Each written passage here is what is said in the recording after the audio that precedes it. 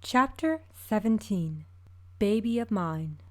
Glancing around, Chomper saw a pair of tails sticking up from behind a flat square of rock with a shiny top. Hello? I smell you, Chomper said in Leaf Eater, assuming they were prey by their scent. No one's here, said a voice, followed by a slap. Now you've done it. You blew our cover. It was an accident. It's not every day a Tyrannosaurus Rex barges into our home, sings a song, and speaks the herbivore language. Besides, he recognized Charity. He has to be the one. Chomper walked closer and found a pair of rainbow faces cowering together, a male and female to be exact. Excuse me, I hate to be rude, but who are you, and how is it you know my mother by name? It is him, the female said, eyes changing from worry to tenderness. He's finally come back. Should we tell him the truth? The male questioned the female, clearly being the second to her first. Well, it'd be telling, yet we owe him some explanation. The female rose and looked up to Chomper, wearing a white thing of fur over her body. Right. My name is Nancy, and this fool is my husband, Jonathan. Hello, how are you? Not hungry, I hope? Jonathan said, crawling out to stand beside Nancy. How did you find us? Most of your kind dwell on the far land, across the ocean. Certainly not here. Oh, well, I swam here, for my mother told me to come here to the unknown for the answers I sought.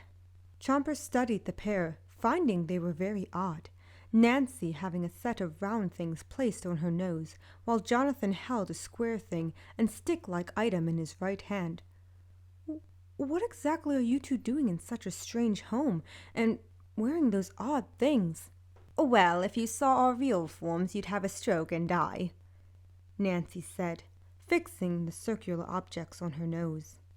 We remain in bodies of dinosaurs, plant-eaters, as your kind call them. Jonathan walked closer to Chomper, inspecting him, making Chomper a bit uneasy. Still, he was on their turf and had to be respectful to his hosts. Poking Chomper with a stick thing, Jonathan clicked its one end, scribbling on the white leaf. I can't believe I didn't recognize him at first glance. Incredible. He certainly stands out from the rest, does he not, Nancy? Of course, we designed him to, dear. Designed me to? Chomper wondered, confused and trying to keep up with the conversation. Yes, you see, there's no easy way to tell you this, but... With a pause, Jonathan took a deep breath. We're your real parents, Jonathan stated boldly, seeing Chomper grow pale in the face, not expecting that. But you can't be. You're rainbow faces. I'm a Sharptooth. That's impossible. I can't believe it. Accept that as an answer. There has to be another explanation for me being this way. Some things you see with your eyes, others you must put faith in. Here, look at your DNA compared to that of a regular Sharptooth. Pulling up a see-through screen, her finger tapped and revealed strange shapes, both being very different. Now, yours is on the right side, while that of a Sharptooth is on the left. Notice how they are far from the same. Yet, when yours is matched to ours, another square popped up, matching the middle one. His genes. The same. We are one of a kind compared to any other creature on this planet. You were created by us. No, that can't be! Chomper trembled where he stood, finding it difficult to imagine his parents weren't his true parents. Eyes glassy, Chomper slumped down and shook his head. It just can't be. What am I? What does that make me? This leads to only more questions than answers. Nancy and I are, how to put it, sky beings. We don't come from here, Jonathan started. We know this isn't easy for you. You're right. This isn't easy. It's impossible to comprehend. All my life, I thought there was something wrong with me. Felt like some freak in comparison to my parents and other Sharpteeth. You have no idea how hard it was. None!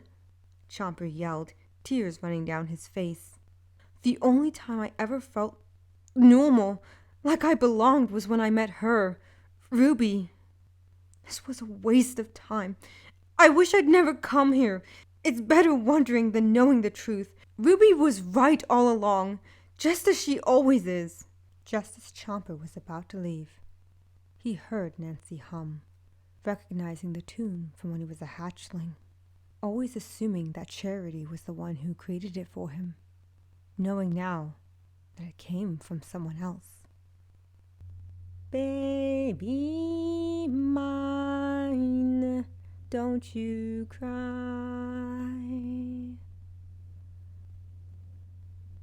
Baby mine, dry your eyes.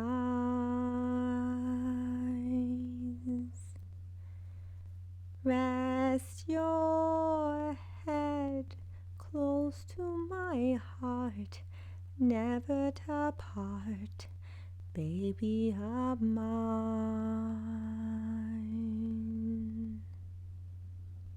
It got his attention, and Chomper turned to face her, Jonathan joining in. Little one, when you play, don't you mind what they say. Let those eyes sparkle and shine, never a tear, baby of mine. If they knew, sweet little you, they'd end up loving you too. All those same kinds who scold you, what they'd give just for the right to hold you from your head to your toes. You're not much, goodness knows, but you're so precious to me, cute as can be, baby of mine. If they knew, sweet little you, they'd end up loving you too. All those same kinds who scold you, what they'd give just for the right to hold you. Baby mine, don't you cry. Baby mine, dry your eyes. Rest your head close to my heart, never to part, baby of mine.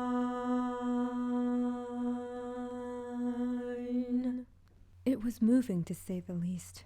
Still, Chomper struggled to imagine, to even comprehend that the sky beings were his true parents, instead of the ones he knew and loved from the time of his hatching till adulthood. Chomper, son, please, don't leave us. It was hard enough letting you go the first time. Nancy spoke, her voice soft, almost sad. There is so much you need to know before you leave. You see, we may not have been there for you, but we were always watching. You could have helped me when I was alone, after they died.